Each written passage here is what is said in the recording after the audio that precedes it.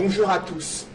Elle revient de loin, rédactrice en chef adjointe chargée du DEX anglais sur Equinox Télévision. Mimi Meufo respire l'air de la liberté après avoir vécu une scène surréaliste dans les bureaux du commissaire du gouvernement près le tribunal militaire de Douala. Menotte au point, elle a été jetée en prison dans le cadre d'une affaire de propagation de fausses nouvelles et d'atteinte à la sûreté de l'État. Ce qui a suscité une vague d'indignation dans la presse au regard du traitement professionnel de l'information que la journaliste en question a publié sur son blog et son compte Twitter. La Nouvelle Expression dénonce à travers cette incarcération injuste le musellement de la presse. Le Messager, Mutation ont évoqué la terreur perpétrée contre des journalistes au Cameroun. Le climat social s'est alourdi, une solidarité internationale s'est exprimée et ce week-end, un vent de la liberté de la presse souffle au Cameroun, mais une préoccupation demeure. La pratique du journalisme et le droit de l'information sont-ils embastillés? En cette période, le Cameroun mène une guerre contre les groupes armés séparatistes dans les régions du nord-ouest et du sud-ouest.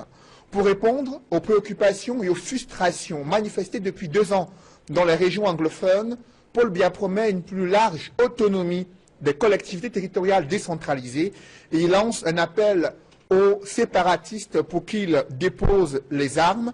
Et pour le journal Info Matin, ces mesures illustrent à suffisance la volonté de Paul Biya de résoudre au plus vite la crise anglophone et répondre aux inquiétudes soulevées par les États-Unis d'Amérique à ce sujet. Cameroun Tribune, son magazine spécialisé en économie, décrypte l'ère des grandes opportunités évoquées dans le discours d'investiture de Paul Biya. Mutation pense qu'une tempête risque de balayer la gérontocratie pour que les jeunes soient associés à la gestion des affaires publiques. Au regard des promesses du septennat des grandes opportunités, le Messager estime que le président réélu a servi du réchauffé aux Camerounais pendant que son principal adversaire politique est assigné à résidence surveillée selon ce journal. Du coup, d'aucuns s'interrogent, ces nouvelles orientations économiques et politiques sont-elles de nature à redonner l'espoir aux Camerounais, ces grandes opportunités à l'épreuve des réalisations tant attendues dans un pays où 40% au moins de la population vit sous le seuil de pauvreté, où les Camerounais ont de nombreuses préoccupations liées à l'accès à l'emploi, au logement social, également aux services sociaux de base qui manquent avec acuité dans plusieurs régions du Cameroun. Mesdames, Messieurs, bienvenue dans cette émission Droit de réponse. Une des idées fait jaillir la lumière des analyses effectuées sur ce plateau.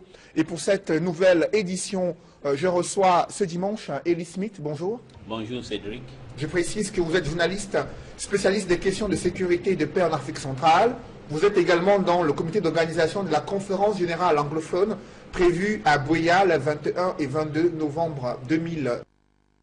Également présent avec nous ce dimanche Serge Sorin. Bonjour. Bonjour. Vous êtes analyste politique, également militant de l'Union des populations du Cameroun. Merci d'être avec nous ce dimanche. Et sur ce plateau, et également avec nous ce dimanche, Mathieu Nathanaël Diok. Bonjour. Bonjour, c'est Cédric Mouffelet. Bonjour à tous les téléspectateurs. Bonjour aux panélistes. Journaliste d'investigation, secrétaire général du syndicat national des journalistes du Cameroun. Le 4e panéliste ce dimanche est André Luther Meka. Bonjour André. Bonjour et bonjour à tous les téléspectateurs. Vous êtes également militant du RDPC, le parti au pouvoir. Et juste à côté de vous, l'éditorialiste à la Nouvelle Expression, consultant ce droit de réponse, Edmond Kambia, bonjour. Bonjour M. Noufeli. Je salue tous les copanélistes. Je salue également les téléspectateurs fidèles de cette émission. Une nouvelle s'est répandue comme une traînée de poudre ce week-end, la libération de Mimi Meufo, journaliste en chef adjointe chargée du DEX anglophone sur Equinox Télévision. Edmond Kambia, comment la nouvelle a-t-elle été accueillie? Oui, d'abord il faut dire que la presse écrite, la télévision, les chaînes de radio ont rendu compte de cet événement. Dès lors que Mimi Meufo, il faut le dire, les faits remontent à la semaine qui s'est achevée, dès le 7 novembre, elle est, n'est-ce pas, elle répond à une convocation au niveau de la Légion de gendarmerie, elle doit répondre des faits, de certains faits qui lui sont reprochés, notamment propagation de fausses nouvelles et cybercriminalité, mais il y a une évolution notable que l'on constate lorsque très vite elle est déférée, n'est-ce pas, au niveau du tribunal militaire, au niveau du commissaire, chez le commissaire du gouvernement. Et on se rend compte que les jeux d'accusation évoluent. On parle d'atteinte à la sûreté de l'État. Alors que nous, ses collègues, on l'attend, on espère qu'elle va revenir, n'est-ce pas, dans le studio, qu'elle va, ou alors rentrer chez elle, et qu'on va la retrouver le lendemain pour qu'elle puisse nous expliquer ce qui s'est passé, n'est-ce pas, à la gendarmerie et au tribunal militaire. Que non. Nous apprenons, tard dans la soirée, du 7 novembre, qu'elle a été embastillée, qu'on lui a mis des menottes, on l'a fait rentrer dans un camion, n'est-ce pas, des gendarmes, des militaires. Elle a été conduite, manu militari, c'est ça le terme, à la prison centrale de Neubel. Menottes au point. C'est ainsi qu'elle a passé sa première nuit, elle a passé une deuxième nuit, et puis c'est samedi, en fin de nuit, en début d'après-midi, que nous avons appris l'heureuse nouvelle de sa libération. Libération qui, il faut le dire, a été le fruit de beaucoup de, je ne vais pas dire de pression, mais il faut dire que le PDG du groupe Equinox a fait un communiqué dans lequel il appelait les autorités compétentes à procéder à la libération immédiate de son employé, Mimi Mefou. Et les autorités compétentes, il faut le dire, ont répondu à cette requête, à cette demande. Mais il y a eu également, il faut le souligner, les organisations socio-professionnelles, les hommes politiques, les autorités compétentes, nous l'avons dit, les organisations socio-professionnelles nationales et internationales qui ont réagi, notamment Reporters sans frontières, Committee to Protect Journalists, et il y en a beaucoup d'autres que nous ne pouvons pas citer ici, auxquels nous apportons, il faut le dire, nous disons les remerciements, parce que le PDG tient à remercier tous ceux qui de près ou de loin ont apporté leur concours à la libération de notre jeune collègue. Mais il faut le dire ici, par rapport aux choses d'accusation, que les choses ont tellement évolué que le ministre de la Communication a réagi et a réorienté. Nous en parlerons au cours de cette émission. D'abord un tour de table avec la réaction de Mathieu Nathael Ndjok, le syndicat national des journalistes du Cameroun, qui est également au front concernant le cas de Mimi Mefou. Comment vous réagissez à la suite de sa libération intervenue ce week-end? C'est un ouf de soulagement et nous sommes satisfaits de l'issue de cette procédure et de nos démarches, je dirais même de ce combat. Un combat, je profite pour dire que personne ne doit s'approprier la paternité de la libération de Mimi Mefou. La paternité de la libération de Mimi Mefou revient à la synergie d'action qui a été menée par tout le monde. On remercie les confrères, on remercie le personnel d'Equinox et le média et même la hiérarchie pour leur mobilisation, parce que un autre média aurait pu dire que les faits incriminés ne portaient pas sur un article commis dans ce média, parce qu'on sait que c'est sur son blog et sur son Twitter qu'on est allé chercher les faits incriminés. Et je remercie le collège des avocats que le SNJC a mobilisé, il faut le dire. Dès que nous avons appris, dès qu'elle nous a saisi qu'elle était convoquée, nous avons constitué un collège d'avocats pour l'accompagner. Nous avions déjà senti le roussi de cette affaire. Et Dieu merci, la présence de ces avocats a empêché beaucoup de choses. Nous subodorons que si ces avocats n'étaient pas là, on aurait pu utiliser d'autres moyens pour les extirper certaines déclarations. Heureusement, une stratégie de la défense a été mise en place et qui a permis à ce qu'elle garde le silence. Le reste, pour sa libération, véritablement, nous remercions tout simplement tout le gouvernement pour avoir souscrit à l'appel à l'apaisement que beaucoup d'acteurs ont lancé, et notamment le SNJC, entre les pouvoirs publics et les journalistes, et d'autres organisations qui ont aussi appelé plutôt pour la liberté de la presse à un apaisement général. Donc nous profitons pour remercier tous ces acteurs-là. C'est une synergie d'action. Nous, personne ne doit prendre la paternité. À votre suite, Mathieu Nathael, j'aimerais maintenant André Luther Meka puisse lui aussi réagir à la suite de cette libération intervenue le week-end. Comment appréciez-vous le dénouement de cette affaire? Disons que je l'apprécie avec beaucoup de froideur, parce qu'il faudrait savoir que la question de la déontologie du journalisme est mise en question. J'ai suivi des remerciements sur ce plateau. Je n'ai pas suivi les remerciements du chef de l'État, parce que cela est clair que c'est le président Paul Biya qui a abandonné les poursuites pour décrisper un peu l'atmosphère, pour détendre l'ambiance sociopolitique. Mais cela ne veut pas dire que la faute qui a été commise n'est pas une faute professionnelle. Et je voudrais le rappeler ici, c'est de mémoire de journalistes que je constate qui, pendant des moments aussi critiques que ces moments, pendant des moments où les forces de l'ordre sont face à l'ennemi, sont en train de mourir pour nous, qu'une journaliste, soit-elle professionnelle, puisse diffuser ce genre d'informations. Je tiens à rappeler que sur ce plateau, il y a un représentant du syndicat, il y a un éditorialiste de mémoire de Camerounais. Aucun journaliste n'a jamais fait cela. Donc, je crois que le président Paul Biya est un apôtre de la paix. Et je voudrais même dire qu'il va au-delà de Jésus-Christ.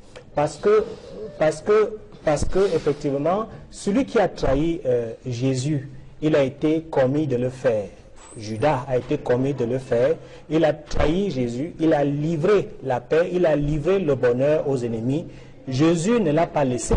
Jésus a maudit, je parle devant le théologien, il a dit malheur à celui dont le malheur de société viendra. Et Judas Iscariote a été pendu. Mais le président Biya est allé au-delà de Jésus en pardonnant celui qui a voulu livrer notre stabilité, a voulu livrer notre paix. C'est pour comprendre à quel niveau le chef de l'État est un homme de paix, c'est un apôtre, n'est-ce pas, de la paix. Et c'est grâce à lui aujourd'hui que Madame Mimi Mefo est libérée. Vous évoquez justement le sujet concernant ses tweets et son post sur l'affaire du pasteur américain. Vous parlez d'un manquement professionnel. Avec vous, Elie Smith, est-ce que vous partagez ce point de vue sur le traitement de l'information relatif justement à la disparition tragique de ce pasteur américain, puisque c'est de cela qu'il s'agit? Oui, écoutez, d'abord je tiens à remercier le PDG de votre télévision. Vous savez, si c'était les PDG d'autres télévisions, on devait jeter mes faux orties en disant que non, on ne connaît rien. Donc je tiens à remercier M. Séverin Tchunke parce qu'il a fait extraordinaire. Et puis aussi féliciter les confrères. L'erreur est humaine. Hein. Le problème est que je pense que le gouvernement ne devait pas aller d'une manière excessive en arrêtant une journaliste qui a une inspiration pour d'autres et lui mettre derrière les barreaux. Si j'étais à la place du gouvernement, je devais apporter ma part de vérité. Si, et puis moi je vois que sur ce tweet-là, elle a cité une autre source. Elle n'a pas dit directement qu'elle a cité deux sources. La femme du révérend Truman et puis une autre agence d'information. C'est ce que je note. Et puis je voudrais aussi dire que, vous savez, les journalistes jouent un grand rôle pour amener l'apaisement dans tous les pays. Vous voyez, la guerre du Vietnam s'est arrêtée tout simplement parce qu'il y avait des journalistes qui sont allés au Vietnam et ils ont vu l'abus excessif des soldats américains. Et ils sont venus reporter ça. Donc c'est pourquoi moi j'aimerais que sur cette guerre qui n'est pas juste, qui se mène dans les provinces du sud-ouest et du nord-ouest, il faudra qu'on laisse que les journalistes puissent aller sur le terrain et rapporter les faits. Et si les journalistes sont sur le terrain, ils ont la liberté de rapporter ce qui se passe. Je crois que beaucoup de choses ont fait faire et puis il y aura la paix qui va revenir au pays. Alors avec vous, Serge Soran, sur cette affaire, ce qui a suscité l'indignation à travers le triangle national et même au-delà, et finalement ce week-end, on a abouti à la libération de la journaliste d'Equinox, Mimi Mefo. Comment appréciez-vous le traitement qu'il y a eu autour de cette affaire? Moi, je crois qu'il y a au moins trois prismes d'analyse de l'affaire, comme on vient de l'appeler désormais, de l'affaire Mimi Mefo. Du point de vue du citoyen, la liberté est sacrée et elle doit l'être. Malheureusement, contrairement à ce que pensent dire ceux qui nous gouvernent depuis 60 ans, il n'y a pas des apôtres de la paix au Cameroun, il y a des apôtres de malheur. Parce que nous avons un paysage monarchique. Et vous savez que les monarchies se nourrissent de la complomite. Elles veulent tout le temps que tout soit un complot. On n'a pas besoin d'arrêter quelqu'un. Vous savez que la chance que Mimi Mefo a eue, c'est qu'elle est journaliste. Et que, comme aucune procédure n'a été respectée, eh bien, il y a eu un tollé médiatique qui a mis à mal les gens qui sont tapis à l'ombre et qui pourrissent la vie des Camerounais au quotidien. Pourquoi je le dis? Parce que tout de suite, le deuxième tableau est que nous disons tout le temps que la liberté est une quête permanente. Même si, je prends le cas extrême, même s'il y avait une loi au Cameroun qui interdisait qu'on parle des affaires militaires, quand quelqu'un l'a transgressé, on respecte les procédures qui encadrent l'application de la loi. Ce qui n'a jamais été fait. On a des gens qui sont en prison au Cameroun, ils ne savent même pas pourquoi ils sont là. Des milliers. Et c'est une honte pour la République, parce que ce sont ces gens qui sont cause de l'implosion qu'on a au nord-ouest et au sud-ouest. Le deuxième tableau, c'est que moi je ne sais pas pourquoi on n'a pas arrêté les journalistes de Vision 4 qui ont annoncé la mort du président Bongo. Ces messieurs ont mis en péril la diplomatie camerounaise devant un voisin qui est très important. Mais on a fait comme si c'était normal. Et on s'était en pris à une journaliste qui, même si elle a commis, moi je ne sais pas, je n'ai pas encore vérifié, parce que là maintenant j'entre dans le troisième élément. Si on veut montrer qu'elle a commis une faute, on la convoque normalement, on la laisse comparaître libre, et l'État apporte la preuve qu'elle a commis une faute. Voilà la procédure la plus simple. Mais on ne va pas le faire. On ne va pas le faire. Pourquoi? Parce qu'il y a des gens qui se nourrissent de ce qui se passe au nord-ouest et au sud-ouest. Et ce sont les gens que quelqu'un vient sur un plateau, Monsieur Meka, avec tout le respect que je vous dois, pardon, vous devez respecter les religions. Ne venez pas raconter des âneries aux Camerounais, je m'excuse du propos. Le président Biya est responsable de la guerre qui se passe au nord-ouest et au sud-ouest. Il ne peut donc pas être un apôtre de la paix alors qu'il a laissé son pays en guerre. Il a hérité d'un pays en paix et il est en train de le laisser en guerre sur tous les fronts. Même à Douala, si vous ne faites pas attention, moi j'ai vu les forces du troisième ordre déployées sur le terrain. Est-ce que c'est faux? Est-ce que vous savez ce que ça représente maintenant? Je vais m'adresser enfin aux citoyens. Quand l'armée est sur le terrain, il y a un sens, il y a une autre approche des questions. Parce que n'oublions pas que l'armée, c'est l'armée et il n'y a pas de guerre propre.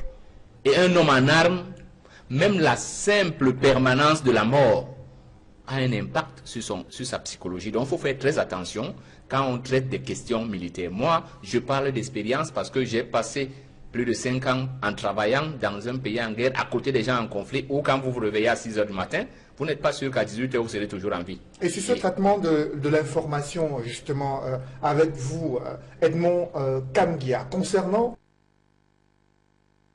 de toutes ces réactions que l'on a vues ces derniers jours, l'affaire du pasteur américain, quel a été le traitement qui a été fait par la journaliste d'Equinox sur ces différents tweets?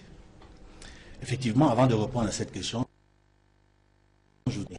qui a donné l'impression qu'on n'a pas félicité le chef de l'État. Ce n'est pas parce qu'on n'a pas indiqué précisément le chef de l'État, mais je dois vous dire que Equinox Télévision a félicité toutes les autorités compétentes. Et dans les autorités compétentes, il faut entendre les autorités civiles et militaires. Le premier desquels, c'est effectivement le chef de l'État. Si on peut se comprendre ainsi.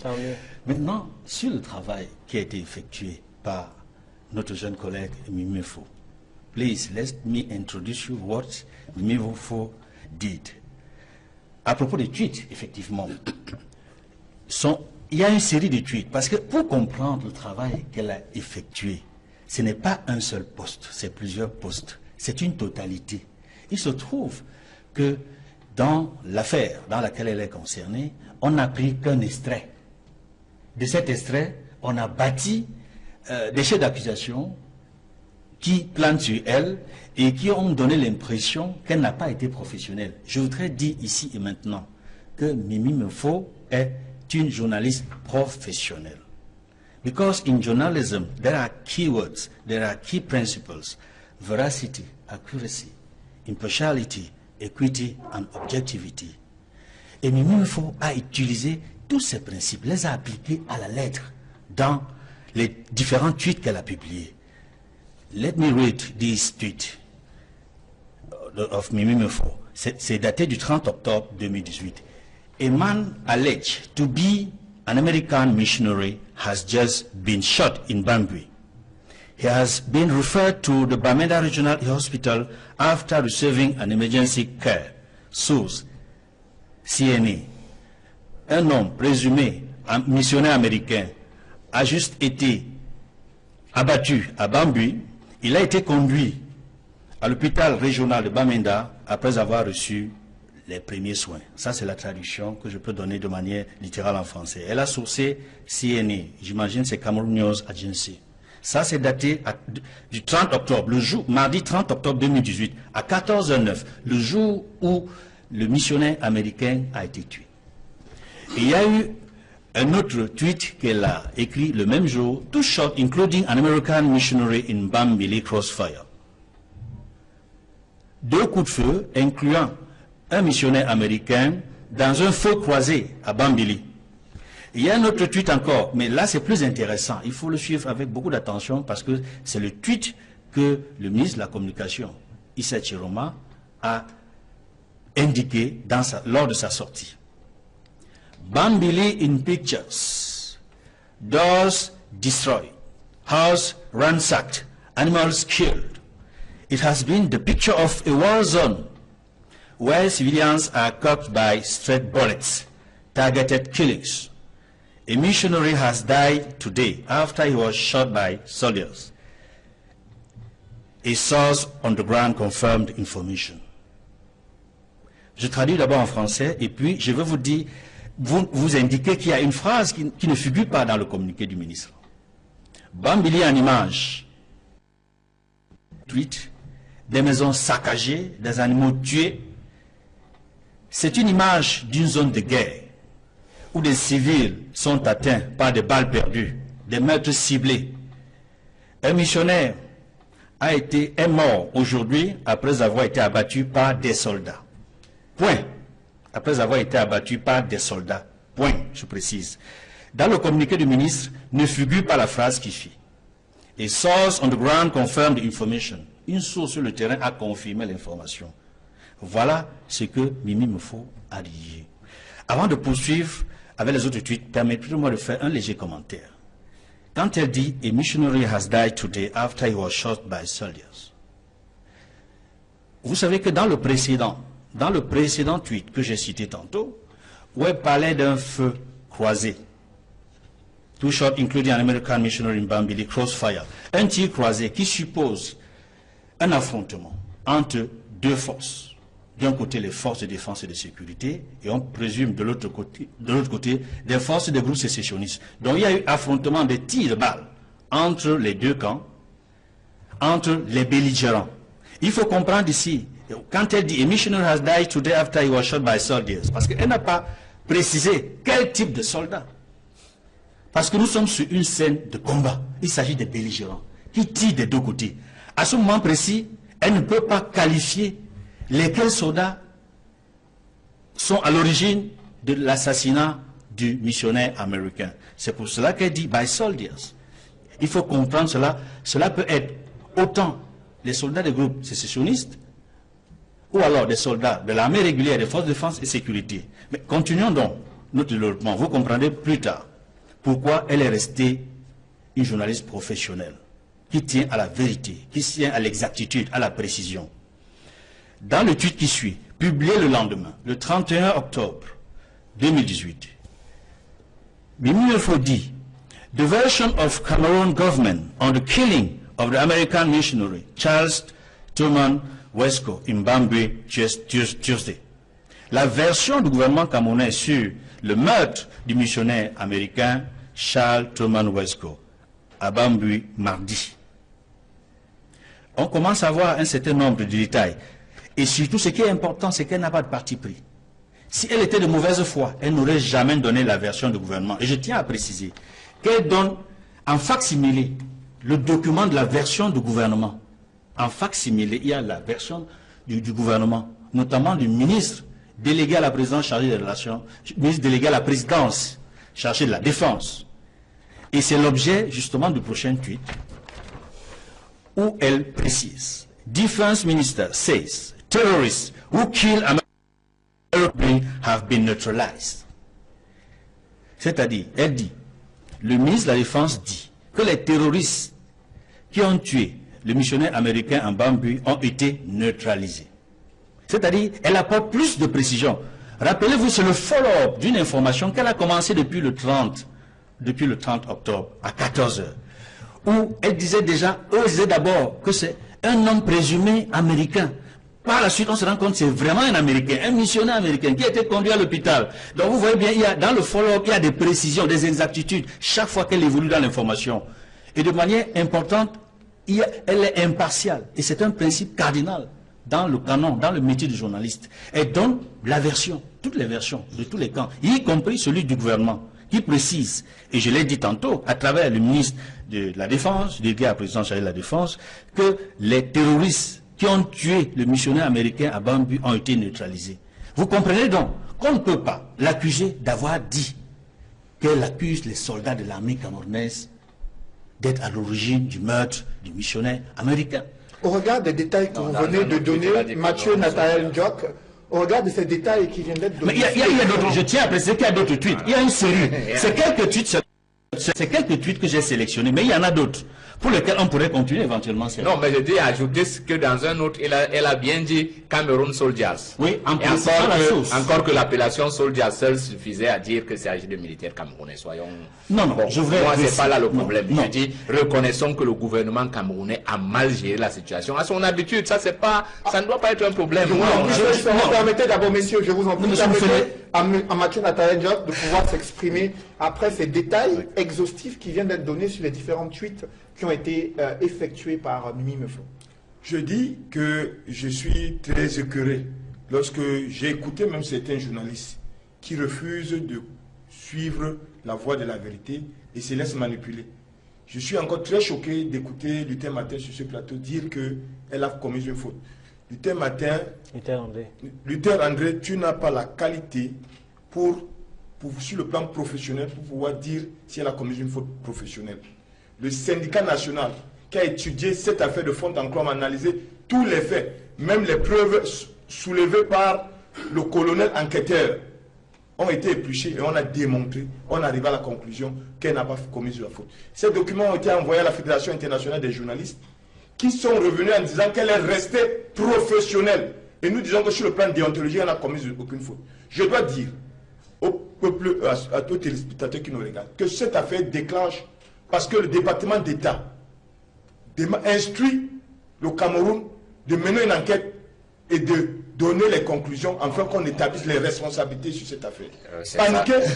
Paniquer, et parce que dans ce document, on leur demande que c'est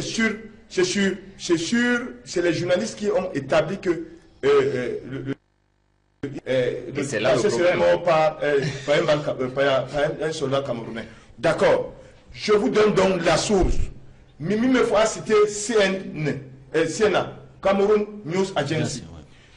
Et je vous donne Reuters qui a exploité la même agence en citant dans son post le même jour à 19 h que il titre bien missionnaire américain Charles a été tué par un soldat, source de la famille. Ils mettent bien source de la famille.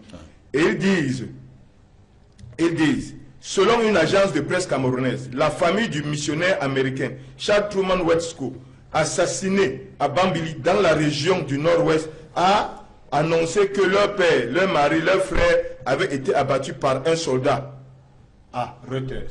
Voilà, ils ont confié à Reuters. C'est suffisant pour dire que, et si nous savons ce que représentent les agences de presse sont des vendeurs d'informations qui mettent les photos et les documents à la disposition des médias, que tout journaliste peut se sourcer. Et si vous prenez un média, vous ne pouvez pas prendre un média sérieux à l'international qui ne diffuse pas dans une édition au moins un article, au moins 10 articles qui sont venus des agences. AFP, Reuters et consorts. On se source d'une information sur des agences, des agents d'information lorsqu'on n'a pas été sur le terrain. Et ici, là, on a bien la preuve qu'il y a des agences qui soutiennent bien que le pasteur a été assassiné. Et Mimi Mefo, que vous voulez accuser à tort. Je veux que sur ce plateau, vous me dites si c'est un délit de presse ou c'est un délit d'opinion. Parce que depuis là, on s'embrouille. Si vous partez chercher les tweets, dis-moi, est-ce que le tweet, c'est un article? Un tweet, c'est 140 signes. Si vous savez ce que c'est que ça, c'est-à-dire que même les espaces sont comptés comme signes. Pour ceux qui connaissent le journalisme. Donc je ne peux pas.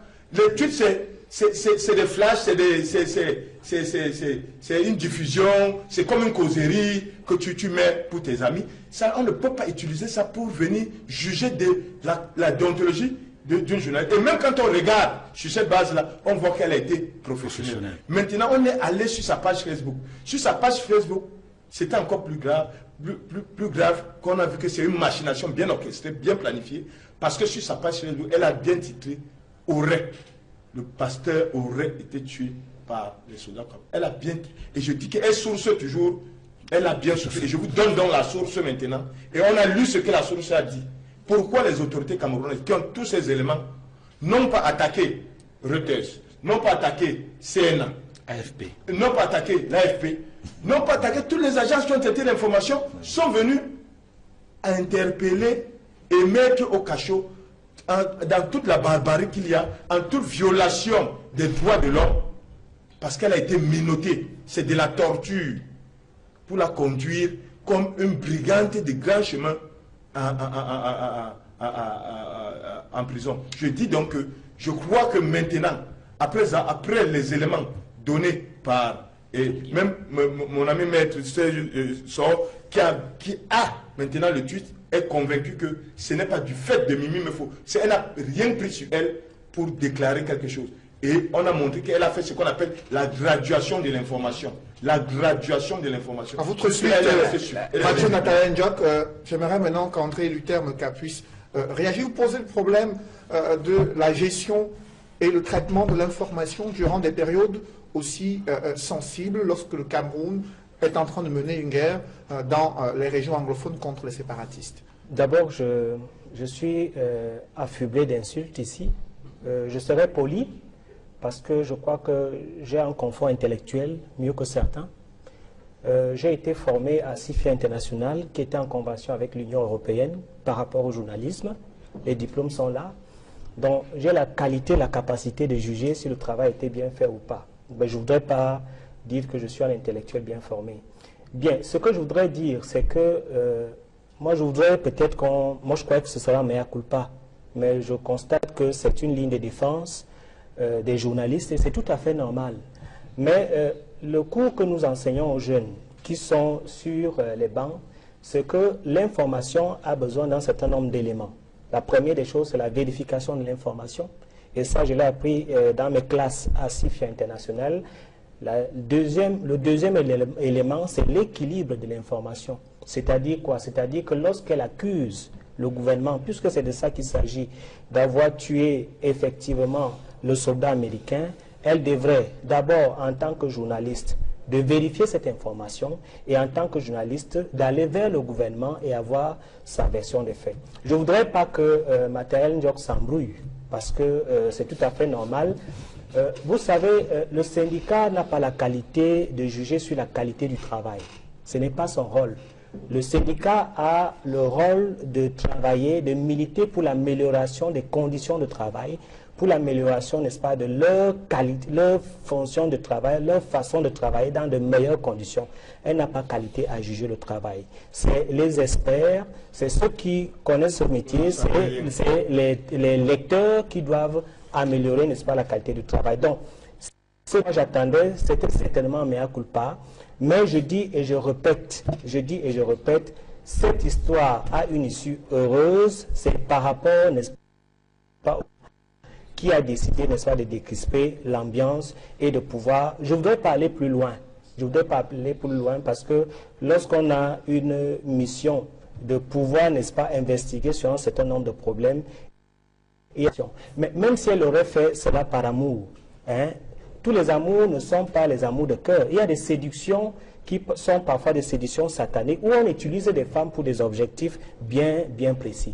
Bon, nous n'irons pas jusque-là en pensant qu'elle a fait ça par contagion affective, par amour pour quelqu'un, mais ce que nous disons, c'est que quand on a commis une faute, et j'ai rappelé ici sur ce plateau, que depuis que je suis dans le journalisme, j'avoue qu'il y a des aînés du journalisme sur le plateau, aucun journaliste parmi les leurs n'a jamais commis ce genre de faute. Et je le dis et ils sont là. Je voudrais donc terminer en disant que je constate qu'il y a le zèle politique ici, et j'attends qu'à la fin de l'émission qu'on me présente des excuses, parce que je ne dis pas des âneries. J'ai parlé sur le plan théologique que celui-là même... Vous n'êtes pas habilité à parler théologie, puisque vous dites aux autres qu'ils ne sont pas habilités à parler de... Monsieur, je vous demande de me respecter. Hein. Mais je vous respecte très bien. Je vous respecte, je vous demande de me respecter. C'est un débat, je crois. Voilà, je dis donc que vous n'êtes pas habilité je dis donc que je parle, il y a donc un théologien. Monsieur, il y a donc un théologien. Le texte biblique littéral n'est pas... Vous n'allez pas me... Vous n'allez sur cette question, je parle d'autorité. Je vais dire donc sur cette question, je parle d'autorité. Ne comparez pas un président de la République. Monsieur, je vous en prie. Je vais donc terminer. Monsieur, André Luther, vous allez me laisser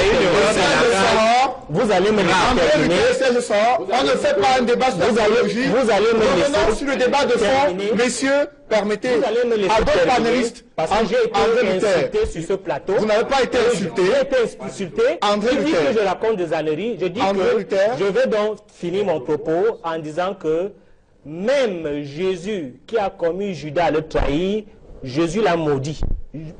Le président Paul est allé au-delà du pardon parce que cette dame a livré le Cameroun, a livré notre stabilité, a livré notre paix, le chef de l'État a pardonné. Après vous, Elie Smith, est-ce que vous avez la même perception de cette situation concernant à la fois le traitement de l'information, la réaction du gouvernement et cette scène surréaliste où une jeune journaliste professionnelle menotte au point a été jetée en prison selon le constat fait par la presse? Donc, je vous ai dit tout à l'heure, j'aime ce que la presse a fait, la solidarité que la presse a manifestée, et que j'ai parlé de votre patron, ce que vous avez fait qui est extraordinaire. Parce que dans d'autres médias qu'on connaît dans la place, on devait déjà dire qu'on dit en anglais disown. Elle a fait les tweets, elle est sur Facebook, donc elle n'est pas à Equinox. Mais vous avez été solidaire, Nathalie Njok, et lui a appelé pour la première fois. Ça fait longtemps que je ne l'appelle jamais au téléphone, mais pour la première fois, je crois que c'était dans 2 jours, je l'ai appelé. Maintenant, une agence de presse comme Reuters, je donne un exemple, je suis à Bloomberg. Il y a 3 jours, j'ai publié un truc sur le baril de pétrole du Congo-Brazzaville. Et la directrice de communication de Total à Paris a appelé que non, contrairement à ce que le PDG de Total à Brazzaville a donné comme production du pétrole, elle n'est pas cela, et nous on a rectifié. Donc si Reuters, moi je me réfère à Reuters, si Reuters n'a pas changé le contenu de leur publication, ça veut dire que quelque part, ils ont fait une vérification qui ne nécessite pas qu'ils doivent changer. Ça, ce n'est pas la deuxième fois, ce n'est pas la première fois que Reuters a un problème avec le gouvernement camerounais. Rappelez-vous une fois, si ça ne fait pas 6 mois, que on nous avait présenté qu'on a eu un kidnapping extraordinaire et puis une libération à la israélienne à Entebbe en 1976. Malheureusement, à Entebbe même, on avait tué le grand frère de Benjamin Netanyahu à Entebbe. Mais pour celui qui a eu lieu chez nous ici, c'était extraordinaire. Il n'y avait eu aucun coup de feu. Et Reuters est resté sur son feu et je ne suis pas en train de trahir quelque chose. D'ailleurs, ça a fait que l'auteur de cet article avait été invité ici par le ministère de la Défense. Il est venu, il s'appelle Edward, c'est un ami, donc à cause de ça. Mais je voudrais dire que c'est le gouvernement camerounais qui a mal géré cette affaire. Si j'étais le gouvernement camerounais, je devais laisser, je cherche une organisation indépendante devenue nous montrer, parce que souvent, vous savez, je ne veux pas parler, on connaît le gouvernement camerounais lutte contre les Amba Boys. Il y a beaucoup de branches dans les Amba Boys. Mais eux deux ont 2 types d'armements qu'ils utilisent. C'est très simple, vous voyez, c'est très simple. La plupart du temps, les Amba Boys utilisent les fusils de chasse, les calibres 12, qui ont ce qu'on appelle en anglais les pellets dedans. Donc quand ça frappe sur le cible, ça se disperse. La question qu'on doit poser, moi je ne viens pas de West Point, la question qu'on doit poser est que pourquoi se fait-il que ceux qui étaient autour de Truman n'ont pas été blessés? Donc si j'étais le gouvernement camerounais, je crois qu'au sein du gouvernement camerounais, il s'est déjà devenu ce que je vous ai toujours dit ici. Lisez un peu le livre de Honoré Ngbanda, et ainsi sonna le glas.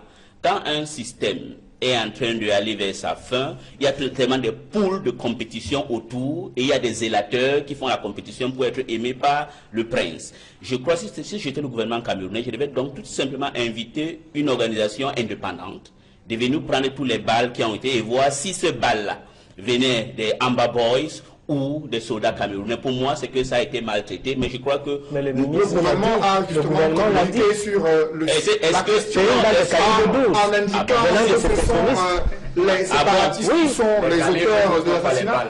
Mais maintenant, parlons du journalisme en temps de guerre avec vous, Edmond Kamga, puisqu'il s'agit de ça. C'est la principale problématique qui se pose concernant la nécessité pour un journaliste de collecter et traiter l'information sur le théâtre des opérations où il y a des conflits entre les forces de sécurité et de défense et des groupes séparatistes armés.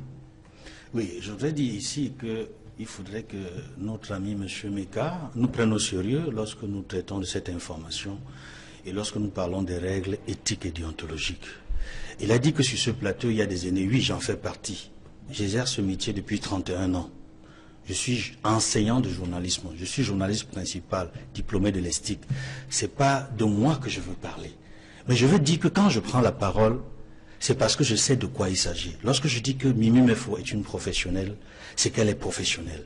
Quand on relaie une information, on a le devoir et l'obligation de citer la source quand on relaie. Et c'est ce qu'elle a fait systématiquement chaque fois qu'elle a essayé de relayer. Chaque fois qu'elle n'avait pas pu être sur le terrain, elle précisait la source d'information et elle allait même plus loin.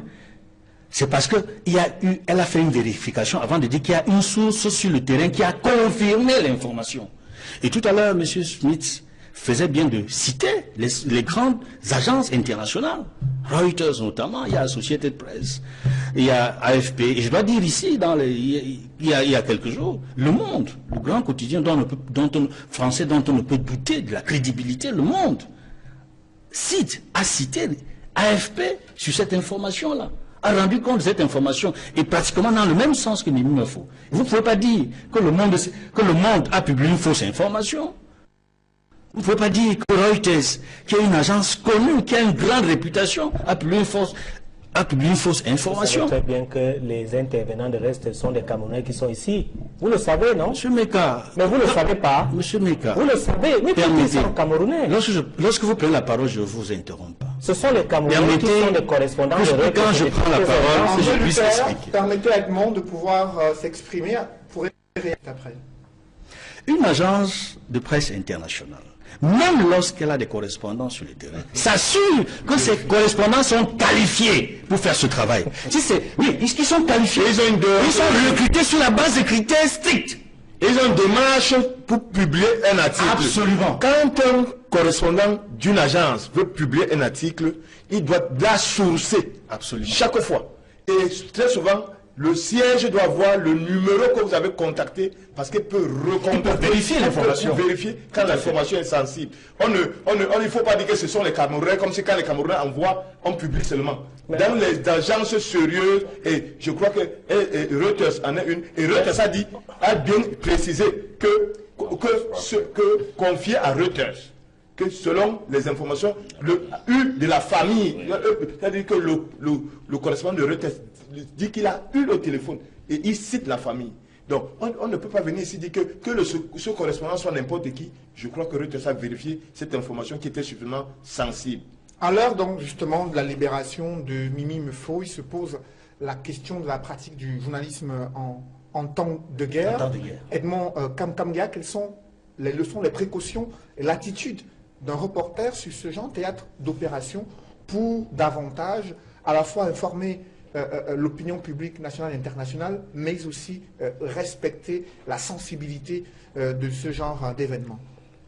Effectivement, vous aurez constaté, et vous le savez si bien, que Equinox Télévision est l'une des rares télévisions au Cameroun privé, mais au Cameroun, il faut le dire, et même en Afrique, qui a le mieux couvert les événements de la crise anglophone dans les régions du Nord-Ouest et du Sud-Ouest depuis 2 ans. Je ne connais pas une deuxième chaîne de télévision ou une chaîne de radio basée dans les régions francophones à avoir couvert de manière minutieuse les événements dans le Sud-Ouest et le Nord-Ouest. Et je peux même vous dire, parce que je ne peux pas citer un certain nombre de sources, puisque vous savez, il y a des sources qu'on peut citer, il y a des sources qu'on ne peut pas citer. Je connais des personnalités au sein du gouvernement qui apprécient le travail que fait Equinox Télévision. Qui à travers les reportages... personnalité. Non, je ne cite pas... Je l'ai dit tantôt, mais M. Meka, prenez l'habitude d'écouter. Okay. Ne nous interrompez pas. J'étais en train de montrer la crédibilité d'Equinox Radio et Télévision en matière de reportage de guerre. Parce que nous parlons de Mimi Mefo. Mimi Mefo n'a pas seulement fait des titres ou des postes. Elle a été sur le terrain, dans le Sud-Ouest et dans le Nord-Ouest, régulièrement.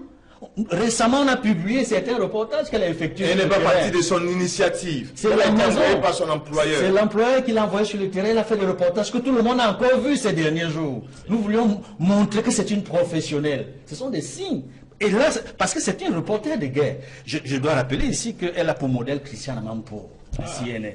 Et il faut préciser que si elle s'est passionnée par ce sujet-là, c'est parce que la maison en a fait une spécialiste. Oui. Donc, elle ne sait pas. Je vous sur les reportages de guerre, s'il te plaît. Après vous permettez à d'y aller rapidement pour qu'on permette à d'autres de réagir. Le reportage de guerre, c'est un nombre de précautions à prendre. Ça, c'est vrai dans le métier. Vous savez, le reportage de guerre ne répond pas exactement aux mêmes critères que le reportage dans une zone en temps de paix.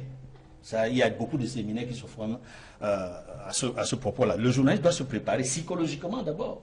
Mais il y a des canons dans le métier qui ne changent pas. L'information doit être vraie, doit être exacte. Il faut recouper l'information. Maintenant, les précautions, c'est par rapport même, non seulement à la qualité de l'information, parce qu'on peut être manipulé. Y compris sur le terrain, on peut être manipulé. Donc, le journaliste doit éviter d'être manipulé par sa source. Ça peut arriver qu'on soit manipulé. Mais il y a aussi une chose qui est importante. Chaque fois qu'on va sur le terrain, en temps de guerre, vous savez, il y a des autorités sur le terrain. Les autorités doivent savoir que vous venez faire un reportage dans telle ou telle localité. Votre propre protection sur le terrain. Rappelez-vous ce qui s'est passé au Mali. Tout à l'heure, on commémorait, n'est-ce pas, l'anniversaire de l'assassinat des 2 journalistes de RFI, Ghislain Dupont et Claude Ferland.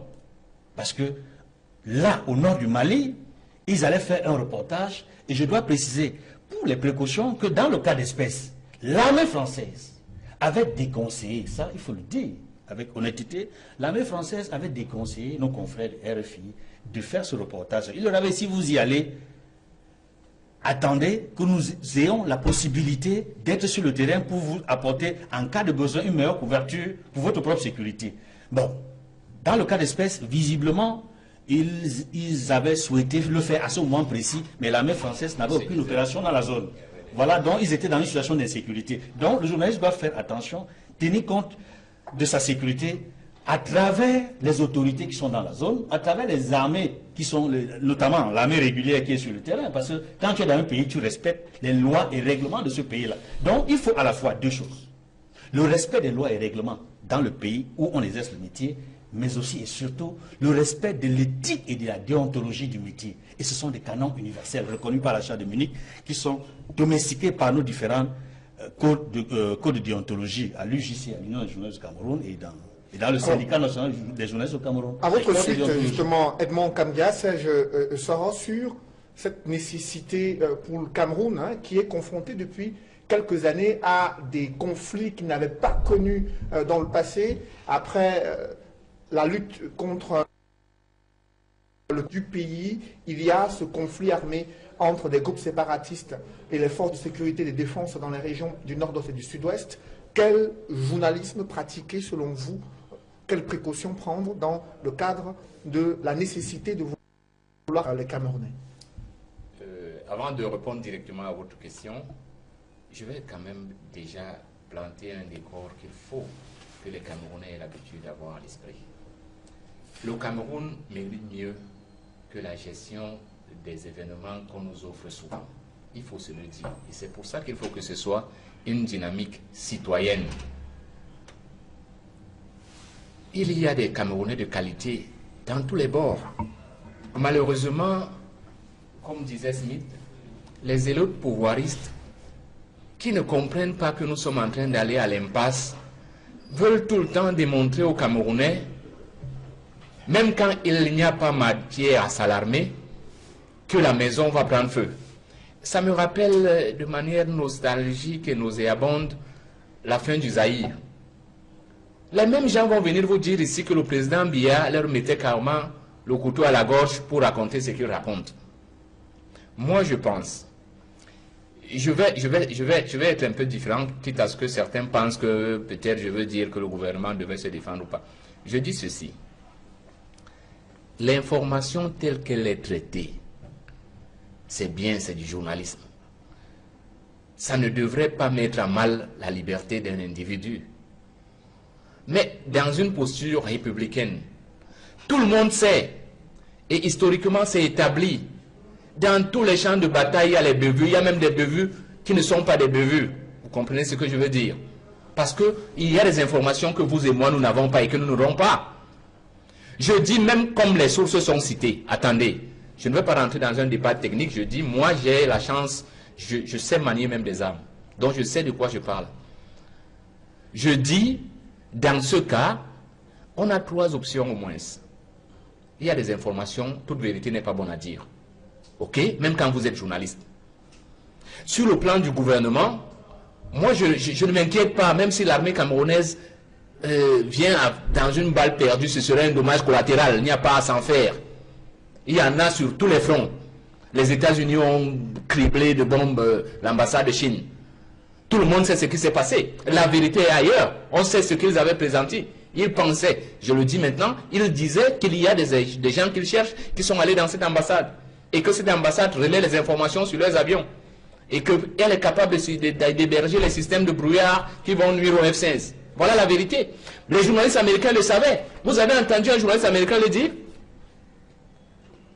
Non. Bon, maintenant, du côté du gouvernement, même si un journaliste américain l'avait dit, il y a d'autres manières de le traiter. On n'enverrait pas des barbouzes d'arrêter pour l'humilier. Parce que ce qu'il y a ici, dans la mise en scène de Mimi Mefo, moi je ne vois pas pourquoi vous ne voyez pas ça. Le régime met les Camerounais sous pression en leur disant nous avons la force avec nous. Et que vous ne pouvez pas continuer votre conquête de liberté. Voilà le vrai message. Au-delà de faute ou pas faute, ça c'est pas un débat. Tout le monde peut commettre une faute. On est maintenant dans une période où l'exemple qu'on prend c'est le football. Il y a les footballeurs professionnels qui marquent les buts dans leur camp. Et oui. Donc, l'autre chose, c'est que l'opinion publique dans ce moment, quand vous êtes journaliste, et que ça se passe, même si c'est vrai, vous connaissez le contexte de l'opinion publique camerounaise actuellement. Vous pouvez garder cette information. Parce qu'il y a un autre élément derrière. Je dis même la famille. Qu'est-ce qui dit que parce que sa femme a dit c'est une militaire camerounaise? Elle a l'enquête. On a ressorti parce que le fusil d'assaut d'un militaire est à les balles. Le calibre 12 lance les chevrotines. Donc, elle doit attendre l'enquête parce qu'elle peut voir une balle sur un champ de bataille. Et ce qu'on voit là, il y a les visions d'optique, les illusions d'optique. Elle était à quelle distance? Pour voir les militaires étaient à quelle distance? À 5 mètres. Si elle était à 5 mètres, la balle allait traverser son mari et la prendre. Puisqu'on dit qu'ils étaient tous dans la voiture. Hein? Un Kalachnikov importé de frappe transversale de 500 mètres. Si vous êtes à 500 mètres, nous sommes alignés là, la balle va nous prendre tous les 3. Il ne faut pas qu'on dise n'importe quoi. Donc, même si, je dis bien, même si elle est dans le vrai, elle fait bien son travail, et qu'il est établi que l'information était vraie, elle aurait pu se dire, ok, c'est quand même la guerre, et c'est quand même un Américain. La situation est quand même difficile, gérons ça autrement. Maintenant, bien qu'elle eût géré ça comme elle a géré, si nous avions des hommes d'État, je parle en mesurant mes mots, républicains, et pas ceux qu'on veut faire apôtres alors qu'ils ne sont même pas encore assez dans la voie de la religiosité. Si nous avions ces hommes d'État, c'est un petit problème. Les Camerounais disent que c'est des soldats camerounais qui ont abattu l'Américain. Ok, nous disons aux États-Unis, nous allons faire une enquête.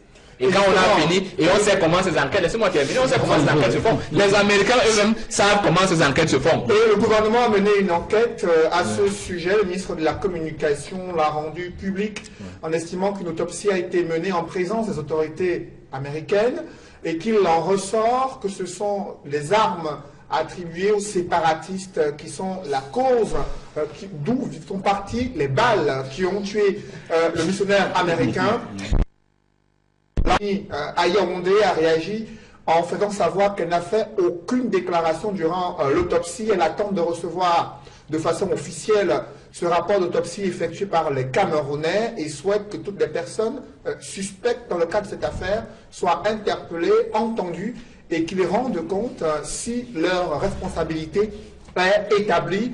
L'ambassade des États-Unis à Yaoundé qui a justement insisté sur le fait que ce décès d'une autre personne sur le théâtre de la crise anglophone doit mener le Cameroun à engager un dialogue pour résoudre la crise anglophone, alors que le chef de l'État, lui, promet une plus large autonomie aux collectivités territoriales décentralisées. C'est l'une des solutions politiques proposées par Paul Biya lors de son discours d'investiture. Et à ce sujet, Elie Smith, avec vous, vous avez Cédric, faut ajouter Paul Biya pour de la paix. Je vous en prie. Vous avez suivi le chef de l'État lors de sa prestation de serment. Une fois investi président de la République, Paul Biya s'est adressé aux populations des régions anglophones. Il a expliqué que leur avenir se trouve au sein de la communauté nationale. Il a insisté sur le fait qu'il y aura une accélération de la décentralisation pour une plus large autonomie. Comment appréciez-vous ces solutions de Paul Biya pour cette crise anglophone? Vous savez qu'il y a beaucoup de manières de demander pardon et on ne doit pas humilier un chef. Si pour une fois il reconnaît, c'est déjà ce que j'ai toujours dit ici, contrairement à tous les ministres qui gravitent autour du président Paul Biya connaît bien le problème des anglophones. Et il y a des gens même qui disent que Paul Biya même était contre la fin du système fédéral. Donc le problème fondamental qu'on a dans ce pays, c'est l'infidélité avec la loi fondamentale de ce pays. On peut monter, on descend, c'est du grand n'importe quoi. Mais c'est bien quand même qu'on puisse dialoguer. S'il veut qu'on dialogue, Monsieur Paul Aya avait dit ici que ce qu'il est nécessaire, c'est un second Fumban, que les gens s'asseyent, peut-être en levant même le nom de Fumban. Il n'y a aucun pays qui est parfait dans ce monde. On peut commettre des erreurs comme Aïdjo a commis, et lui, il est venu gâter tout. On doit s'asseoir et discuter. Moi, ce qui m'a beaucoup plu dans ça, c'est le mot autonomie. Les autres choses qu'il raconte, ça ne m'intéresse pas. C'est l'autonomie que ça m'intéresse. Pourquoi? Parce que durant 11 ans que la loi fédérale a existé, il n'y avait aucun problème. Tout ce que les gens viennent dire que c'est parce que c'était trop cher, c'est archi faux. Le problème du problème que quand M. Aïdjo a rendu visite à De Gaulle, le reste on sait. Quand Aïdjo a rendu visite à De Gaulle, a dit écoutez, si vous ne les francophonisez pas, vous aurez deux pays. Ce sont les anglophones avec un esprit conquérant anglo-saxon. Donc vous savez que les francophones, ou ceux qui dirigent à Yaoundé, ont cette acquaintance avec Paris et ils ont cet esprit permanent de Fachoda. Donc moi je pense que ce que le président Biya a dit, il faudra qu'on s'asseye, on discute pour voir la forme de l'État. Parce que beaucoup de gens, nous là, on a été au bord de la tuerie, tout simplement parce qu'on disait que non, le problème de ce pays c'est que la loi fondamentale n'a pas été respectée. Rentrons à la base, on s'assoit et on discute. Donc s'il a reconnu qu'il peut avoir un problème d'autonomie, ça serait une très bonne chose. Le diable est dans les détails. La décentralisation qu'il en a parlé, moi ça me fait un peu mal pour un homme comme M. Biya a dit, il faudra qu'on s'asseye, on discute pour voir la forme de la tuerie, tout simplement parce qu'on disait que non, le problème de ce pays c'est que la loi fondamentale n'a pas été respectée. Rentrons à la base, on s'assoit et on discute. Donc s'il a reconnu qu'il peut avoir un problème d'autonomie, ça serait une très bonne chose. Le diable est dans les détails. La décentralisation qu'il en a parlé, moi ça me fait un peu mal pour un grand chef d'État. Lui n'a jamais appliqué sa décentralisation 22 ans plus tard. Est-ce que c'est maintenant qu'il va appliquer? Donc, on s'assoit et on discute pour voir l'avenir de cet État. Lisez bien. Si on ne le fait pas très bien, ce que j'ai peur, il ne faut pas que lui soit, il ne faut pas qu'il soit comme Ahmed Bachir. Mais ce n'est pas la faute de Béchi, la faute c'est des GAFA numériques. Quand vous mental. À la fin, le Soudan est divisé. Est-ce que lui veut être comme Mobutu Sese Seko? Je pense que nous devions apprendre, parce que quand les intellectuels parlent beaucoup, allez quand même par exemple à Dodoma. Ils sont unifiés en 64. C'est devenu la République unie de Tanzanie. C'était d'abord Tanzanie. Aujourd'hui, ils ont un parlement à Stone Town à Zanzibar. Ils ont une équipe nationale. Ils ont un drapeau.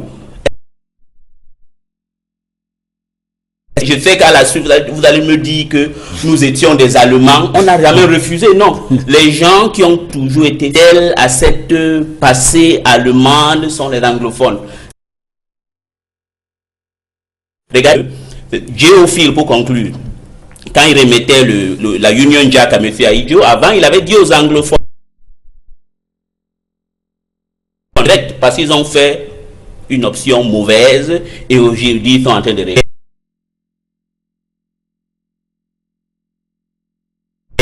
à négocier, soyons honnêtes. Et il a également lancé un appel aux séparatistes pour qu'ils déposent des armes. Et selon le journal Info Matin, c'est une main tendue à ces groupes armés. André Luther Beca, le chef de l'État, qui progresse vers une résolution de plus en plus pacifique de cette crise. C'est ce que vous pensez? Non, moi je crois que le président est cohérent vis-à-vis de lui-même, puisqu'il a dit qu'il est prêt à dialoguer, mais que cela soit au respect de la Constitution. Et le respect de la Constitution, c'est que la forme de l'État est non négociable. Moi je dis à Elie Simi d'aller mentir les gens qui ne connaissent pas. Moi je connais un peu la vérité et je refuse, n'est-ce pas, qu'il relaie les mensonges. La vérité c'est quoi? La vérité c'est que après avoir bagarré pour Bakassi, après avoir bagarré pour la rétrocession d'un certain nombre de parcelles de territoire qui constituent des richesses pétrolifères tout à fait scandaleuses, certains ont décidé qu'il faudrait que cela leur appartienne. C'est pour ça qu'au lieu de parler de décentralisation, lui parle d'autonomie. Ce n'est pas de l'autonomie. Il n'y aura pas d'autonomie. Les Camerounais ne peuvent pas se livrer en pâture pour reprendre un territoire. Le chef de l'État ne peut pas aller en guerre pour prendre un territoire de façon pacifique et que des gens se lèvent et disent qu'aujourd'hui ça leur appartient et qu'il faille que l'État vienne négocier de 50-50 par rapport, n'est-ce pas, à ces richesses. C'est impossible. C'est une impossibilité. C'est une impossibilité. Parce qu'il faut que, puisque vous avez décidé que vous allez faire, n'est-ce pas, tourner en rond et ne pas dire la vérité au Cameroun, c'est une impossibilité. Votre fédéralisme que vous demandez pour après créer l'autonomie et dire que vos richesses vous appartiennent et que tous les autres Camerounais ne doivent pas en bénéficier. Ce n'est pas bien ce que vous voulez faire. Ce n'est pas bien. C'est de l'égoïsme en pensant que les Camerounais vont bagarrer et que lorsque le fruit sera là et que vous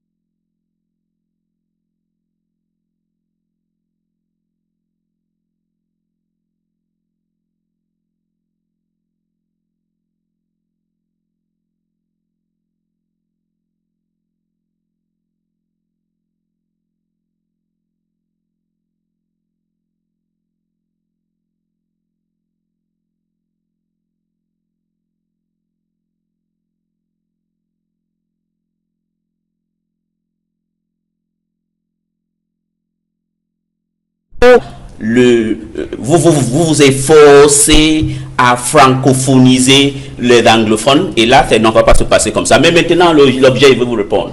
L'objet, c'est que les hommes d'église veulent que les anglophones puissent s'asseoir et avoir un point de vue commun en vue d'un éventuel dialogue national. Nous n'avions pas dans cette réunion autre pensée que la pensée du Cameroun. Parce que nous pensions que oui, les anglophones ont un problème qui est réel. C'est que les anglophones disent, c'est lui qui dit que c'est faux, il ment. C'est lui le menteur. Ils ont un problème qui est réel. Donc il n'y a aucun agenda caché. Parce qu'au sein des anglophones, Il y a des gens qui sont fédéralistes ou qui rêvent que, bon, on revient avant 72. Il y a ceux qui pensent que même le système de la décentralisation qui n'a jamais été appliqué, que peut-être si on l'applique, ça peut résoudre le problème. Et deuxième, pour conclure, il a dit que le président veut le dialogue, c'est bien pour une fois. Parce qu'ils ont toujours dit que il n'y a personne en face. C'est comme les pro-Gbagbo disaient à l'époque, dans leur fascination utopique, disaient qu'en face de nous, c'est le maïs. Mais je dis que ça va aider qu'on aura quand même les gens que le gouvernement pourrait passer. Donc, comme il veut le dialogue, donc Dieu merci qu'enfin, il a reconnu qu'il fait dialoguer avec des Camerounais. Alors, il n'y a pas sur son discours d'investiture, Serge Soro, comment vous appréciez les réponses que le chef d'État donne à cette crise anglophone, lui qui s'est adressé à ces populations en leur faisant savoir que leur place est au sein de la communauté nationale, que ces populations ne devraient pas suivre ces forces négatives et extrémistes qui s'expriment dans les régions anglophones? Cette réponse est insuffisante et malheureusement, comme elle vient très tard, elle est inappropriée. Je vais donner, si vous me donnez du temps, je vais développer parce que je crois que là maintenant, il faut que les Camerounais comprennent leur histoire. Et il est vraiment temps qu'on commence à l'enseigner, je ne sais pas. Parce que le vrai problème du Cameroun, c'est ce que les patriotes et les nationalistes appellent souvent le contentieux historique. Alors, qu'est-ce que le contentieux historique? Parce qu'on l'a maintenant là, au nord-ouest et au sud-ouest. Les Camerounais avaient dit qu'il faut la réunification, l'indépendance et le développement économique. La réunification d'abord. Et comme le disait Smith tout à l'heure, et je suis venu ici sur un plateau avec un document que les patriotes ont produit, le projet Cameroun avec K. Et cette appellation nous vient de nos compatriotes du nord-ouest et du sud-ouest. Alors, deux démarches différentes. Dans le Cameroun oriental, tous ceux qui sont au pouvoir étaient pour l'indépendance. Ils l'ont dit et ils l'ont écrit et c'est acté dans les archives. Exactement. Tous, Biya y compris, Aïdjo y compris, ne voulaient pas de l'indépendance. Et ceux qui s'amusent à penser que si nous n'avions pas versé de notre sang pour être libres, qu'ils regardent ce qui s'est passé l'autre jour en Océanie avec le référendum où les étrangers sont venus voter pour que la France garde sa colonie. Nouvelle-Calédonie. Alors, dans le cas du Cameroun, lorsqu'en 1958, André Marimbida, qui est devenu gouverneur, premier ministre, commence à penser quand même qu'il faut indépendance. Allez lire dans les notes de l'Assemblée nationale, les minutes, ça existe et c'est ouvert. Moi, je les ai utilisées parce que j'ai travaillé dessus comme enseignant. André Marimbida dit que pour que nous allions à l'indépendance, au moment où il avait commencé à dire qu'il faut la conquérir, il a dit qu'il faut trois choses. Il nous faut être maître de notre économie en contrôlant la monnaie. Il nous faut peut-être nous rassembler pour décider de notre destin. Ceux qui comprennent ce que ça veut dire. Ça veut dire qu'il faudrait que les Camerounais s'asseyent, discutent et disent ce qu'ils veulent. Et qu'après, il nous faut avoir contrôlé au niveau du gouvernement central la défense et la diplomatie. Ça ressemble au fédéralisme. C'est pour ça qu'il a été éjecté par la France. Et quand la France décide donc, notre secrète, allez lire les mémoires, comme il a dit, de Mesmer et de Ramadier surtout qui a fini. Nous allons donner l'indépendance au Cameroun oriental. Après, nous allons annexer la partie du Cameroun occidental qui sera cédée. Et regardez comment les référendats se sont déroulés dans la partie occidentale du Cameroun. Vous savez qu'il y avait eu un premier référendum où tous les Camerounais avaient dit qu'ils rejoindront le Cameroun. Tous. Le Northern Cameroun et le Southern Cameroun. L'ONU a regardé cela et a rejeté le résultat de ce référendum. A décidé d'organiser un autre. Et en deux étapes. Quand ils ont organisé le deuxième référendum au Cameroun, au Southern Cameroun, ils ont vu le résultat. Les étrangers ne votaient pas. C'est les Camerounais.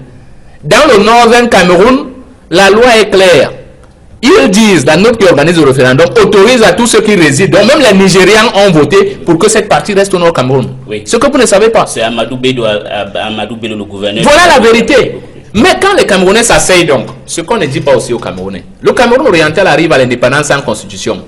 C'est le texte d'autonomie interne qui est notre constitution quand on arrive. Après, Edgar Faure va vous offrir une constitution. C'est d'ailleurs pourquoi Yacimbe lui a donné son nom à son fils. Parce que c'est lui qui avait fait toutes les constitutions. Oui, c'est lui qui avait fait toutes les constitutions qu'on nous a envoyées ici. C'est des copies collées.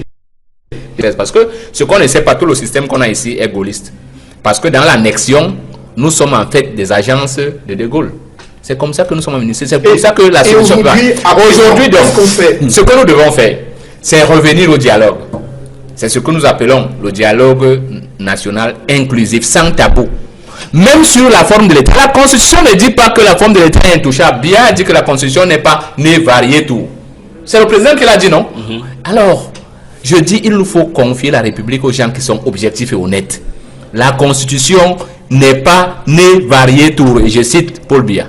Ça veut dire que sur la forme de l'État, la fédération ne veut pas dire qu'on ne sera pas unis. L'Allemagne est République fédérale. Le Cameroun est plus uni que la République fédérale d'Allemagne?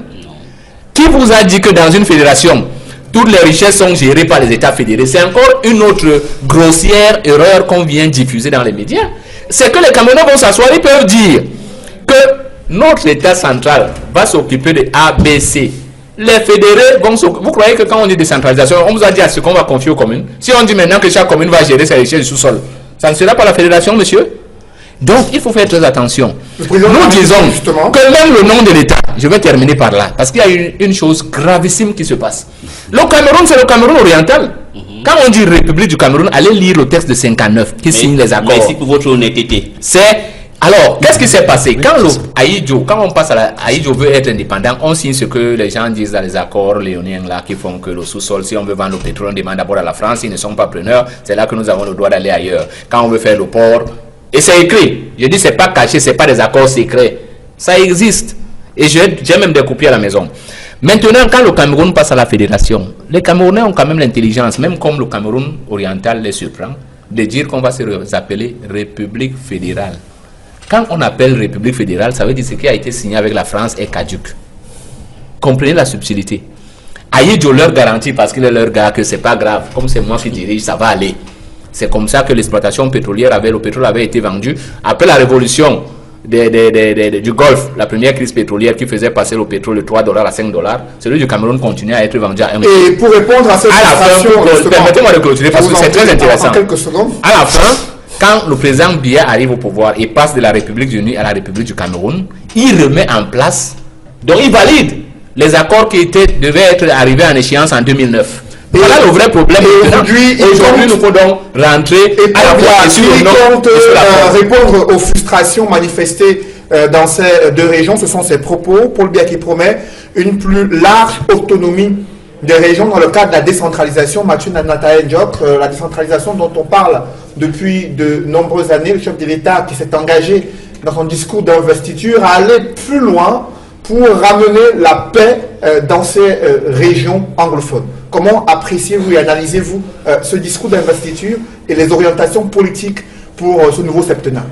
Non, je dois vous dire que ce discours politique que j'ai suivi, pour moi, reste véritablement du saupoudrage. Parce que on peut bien vérifier que toutes les promesses qu'il a faites en 2011 lors de sa prestation de serment n'ont pas été respectées.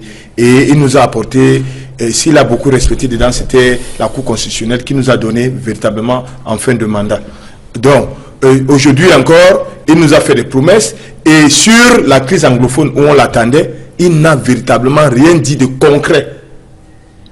Et donc, moi je reste, on ne peut pas être en guerre et demander à la partie d'en face de déposer les armes.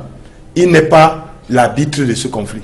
Il est partie prenante de ce conflit. C'est-à-dire que lui, en tant que chef de l'État, et que là en face, on a des séparatistes, il doit plutôt trouver un moyen de faire asseoir les gens sur la table. Il a promis la décentralisation, de faire des avancées, mais je dois vous dire que les tests sont rédigés, sont finis au Premier ministère depuis au moins depuis des années. On a envoyé à la présidente de la République, c'est dans les tiroirs. Est-ce que le président doit encore nous envoyer dans des promesses? Dans un discours comme ça, il devait dire des choses concrètes.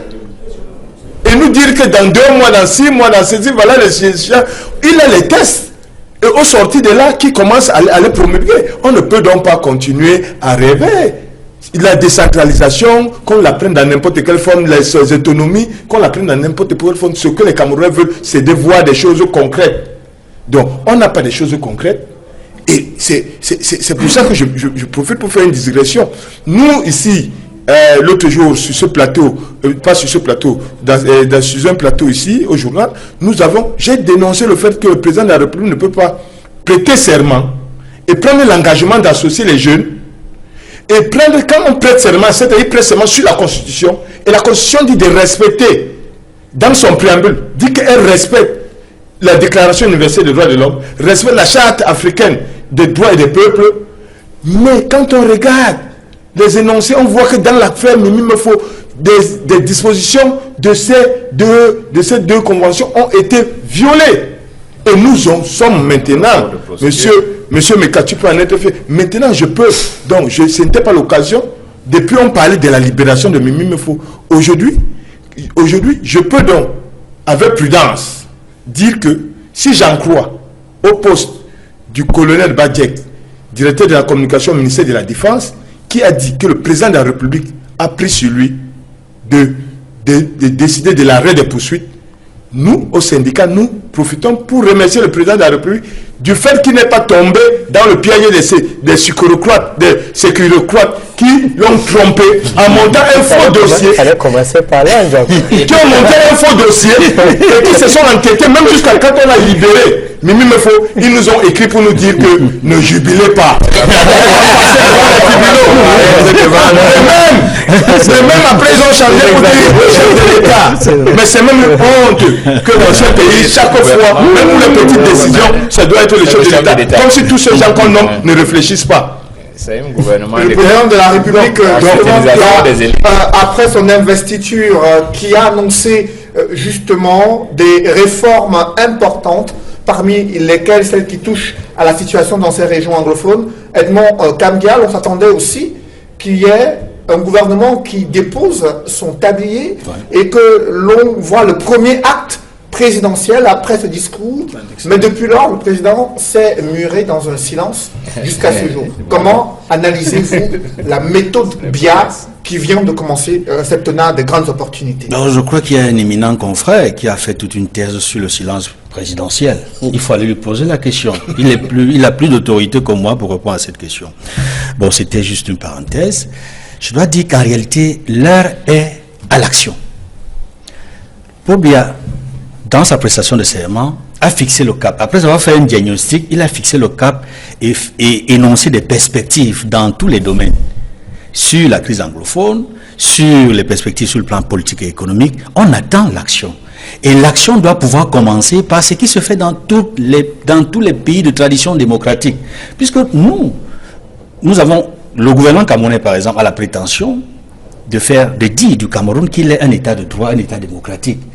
Il est souhaitable, dans le cas d'espèce, que répétant les usages qui se font ailleurs, des bons usages, on aurait aimé voir, par exemple, l'actuel Premier ministre, chef du gouvernement, déposer son tablier, c'est-à-dire démissionner, remettre sa démission au chef de l'État, donnant ainsi la possibilité pour le chef de l'État, soit de le confirmer à nouveau dans ses fonctions, soit de nommer un nouveau Premier ministre, en tenant compte du contexte socio-politique actuel. Socio-politique dominé encore, une fois de plus, par la crise anglophone. Il va sans dire. En plus de la crise anglophone, il faut le dire, il y a également une crise post-électorale que nous vivons. Au Cameroun, on sait qu'il y a un candidat qui conteste les résultats. Il serait intéressant et urgent pour le chef de l'État de faire preuve de ce qu'on appelle la sagesse. On dit qu'il a l'âge de la sagesse. Donc, il est bien placé pour trouver la bonne solution. C'est-à-dire qu'il peut faire d'une pierre deux coups. C'est-à-dire amorcer, à travers la formation du gouvernement, des signaux forts qui montrent qu'il veut non seulement résoudre la crise anglophone, mais également constituer un gouvernement qui répond aux nombreuses attentes des Camerounais. Et lorsque je dis cela, je m'en tiens à ses propres propos. Il a dit par exemple qu'il a compris le message des jeunes, qui veulent s'impliquer dans la prise des décisions. Et on imagine mal qu'on prenne des décisions en dehors des cercles où se prennent des décisions. Et l'un des cercles où se prennent des décisions, c'est le gouvernement. Nous imaginons que dans le prochain gouvernement, une bonne partie des Camerounais qui seront choisis pour leurs compétences, nous supposons, vont faire partie de la classe d'âge des jeunes, d'une manière générale. Et des jeunes... Pas des jeunes de 60 ans. Non, des jeunes. On a vu des candidats à l'élection présidentielle qui avaient moins de 40 ans. On imagine que c'est cette catégorie de jeunes qui pourra entrer au sein du gouvernement. Des jeunes compétents, politiquement, économiquement, socialement, qui ont de l'expertise dans tous les domaines. Il y en a au Cameroun, il y en a à foison. Ça, c'est d'un. De deux, lorsque j'évoque l'aspect crise post-électorale, j'imagine aujourd'hui qu'avec le regard que la communauté internationale porte sur le Cameroun, il serait intéressant que le chef de l'État, dans son immense sagesse, pour parler un peu comme M. Meka, dans ses différentes interventions sur les plateaux, dans son immense sagesse, pourrait amener par exemple l'opposition ou alors son challenger à un dialogue politique avec son challenger politique, avec son challenger. C'est qui? Son challenger, c'est qui? Mais je parle d'une crise post-électorale. Son challenger, c'est qui? Attendez les élections, les députations, les municipales pour voir celui qui a... Vous ne permettez même pas que je termine mes propos, monsieur Meka. C'est au moins la troisième fois que vous m'empêchez d'évoluer. Un candidat de l'opposition qui revendique sa victoire. Voilà. Il serait souhaitable que le chef d'État ait un dialogue franc avec ce candidat-là pour permettre de démarrer son septennat sur des nouvelles augures. C'est possible, j'ai dit c'est possible. On peut en sorte que ce gouvernement qui est mis sur pied reflète d'une manière ou d'une autre ce qu'on a vu sur le terrain pendant la campagne, pendant les élections présidentielles. Et je dis que c'est possible. Quand je regarde ce qui se passe, l'exemple qui me plaît le plus, c'est l'exemple de la crise post-électorale kenyane. Regardez aujourd'hui Raila Odinga, qui marche main dans la main avec Uhuru Kenyatta, avec tout ce que vous avez pu imaginer du hold-up électoral, du rôle de la Cour suprême, de la Cour suprême au Kenya, qui a invalidé les élections présidentielles. Il y a eu un deuxième tour des élections, et Raila Odinga n'était toujours pas d'accord, mais il a pu trouver une solution avec Uhuru Kenyatta. Est-ce que Paul Biya ne pourrait pas trouver une solution avec Maurice Kamto? Je pense que c'est possible. Il faudrait qu'à travers des signaux forts, dans ce dialogue politique avec l'opposition, dans un dialogue avec la communauté anglophone pour résoudre la crise politique anglophone. Et j'en profite ici, j'ai saisi cette occasion pour dire que je souhaite formellement que le gouvernement camerounais publie un communiqué pour dire qu'il accompagne par exemple l'initiative du cardinal Toumi sur la conférence générale anglophone qui va bientôt se tenir. Parce qu'il y a manifestement une volonté aujourd'hui de savoir si cette conférence va véritablement se tenir, si elle aura l'accompagnement du gouvernement, au moins au niveau sécuritaire, pour qu'elle puisse se tenir et apporter ce que l'on attend. Elle est prévue dans une dizaine de jours à Ellie Smith concernant cette conférence générale anglophone qui va fixer le cap sur les doléances, les préoccupations majeures de ces populations, mais aussi les représentants en vue d'un dialogue national éventuel que vous appelez de vos voeux. Comment vous appréciez justement l'attitude du gouvernement alors que vous êtes en train de préparer cette conférence générale anglophone? Non, moi je crois que je suis un éternel optimiste. La vigueur avec laquelle beaucoup d'entre les zélateurs de ce gouvernement étaient contre, ça s'est estompé. Parce que les élections sont passées, ils ont gagné, donc je ne vois pas pourquoi ils peuvent s'en opposer. Le problème maintenant est sincèrement de voir dans la bande extrémiste des anglophones aussi. Vous savez que dans une guerre, il y a ce qu'on appelle l'économie de la guerre. Comment peut-être accuser les militaires que chacun dit que je vais construire ma maison en étage parce que mon collègue a fait ça pendant la guerre de Boko Haram au Bakassi. Chez les anglophones aussi, il y a ceux qui ne veulent pas que ça se tienne, tout simplement parce qu'eux ils se disent que si ça se tient maintenant, et ça c'est la faute du gouvernement, le gouvernement aura des interlocuteurs directs sur le terrain, et eux qui sont aux États-Unis et en Europe, on va leur couper les pieds, les herbes sur le pied. Vous savez, une guerre c'est ça, hein? Mais on est en train de parler avec tout le monde et nous pensons que ça aura lieu. Et je prie aussi le gouvernement d'accepter. Parce que si le gouvernement n'accepte pas, ça va consolider le fait de savoir que c'est les individus qui ne veulent pas la paix, contrairement à ce qu'ils disent. Alors, André Luther Meka, le gouvernement prêt à accompagner cette initiative du cardinal Christian Toumi et d'autres religieux en vue d'apaiser davantage les tensions dans ces régions du nord-ouest et du sud-ouest? Non, moi je crois que la conférence doit écrire au chef de l'État pour essayer de demander ce qu'ils attendent peut-être du gouvernement. Et le gouvernement certainement avisera. Qu'est-ce qu'ils mettent dans accompagner? Il faudrait quoi? La sécurité, il faudrait qu'on donne l'argent pour organiser cela, il faudrait quoi? Qu'on convoie les populations, qui est la sécurité. Tout cela doit... vous savez, le président, c'est un père. Il est le père de la nation. Il n'est pas seulement le chef suprême des armées. Il est le père de la nation. Et le père de la nation, c'est un père qui s'occupe de tous ses enfants. Donc, même les anglophones, les francophones, ce sont tous ses enfants. Donc, il va réagir certainement en paix. Mais que la conférence anglophone exprime ses desiderata.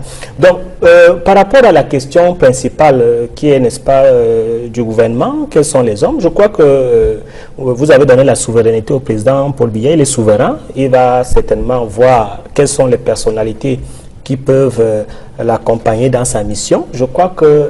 Pensez-vous qu'une tempête va souffler sur la gérontocratie, comme l'a titré Mutation cette semaine? Aimé Césaire disait: ne faites de moi ni Mahdi ni prophète, faites de moi bâtisseur des œuvres universelles. Moi, je suis un bâtisseur des œuvres, je ne suis pas prophète ni Mahdi. Mais ce que je sais, c'est que après notamment une élection comme celle-ci, le président va certainement voir quelles ont été les forces et les faiblesses des uns et des autres et aménager selon les forces, selon les faiblesses. Il est souverain, il va certainement choisir les hommes qu'il estime être, n'est-ce pas, capables. Mais ce que je peux dire à la fin, c'est que, comme vous l'avez pu le constater, le septennat a bien commencé. On est déjà en train de reconstruire les maisons qui ont été dévastées.